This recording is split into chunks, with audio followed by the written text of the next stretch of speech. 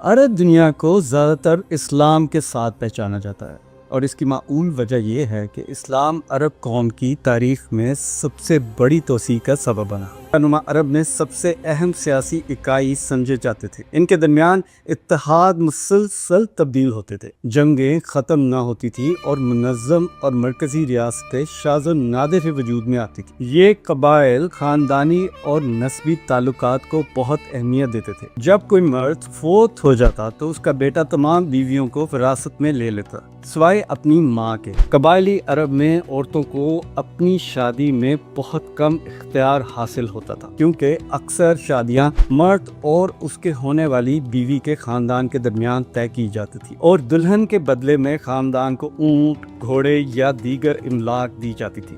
اس دور میں نامولود بچیوں کو قتل بھی کر دیا جاتا، جیسا کہ قرآن میں ذکر ہے کہ زمانہ جاہلیت کے عرب اپنی بیٹیوں کو زندہ دفن کر دیا کرتے تھے۔ بدو مرد عورتوں کو ایک معاشی بوجھ اور ممکنہ شرمندگی کا ذریعہ سمجھتے تھے، کیونکہ کسی دشمن قبیلے کے ہاتھوں اپنی خواتین کا پکڑا جانا قبائلی سماج میں ذلت آمیز سمجھا جاتا تھا۔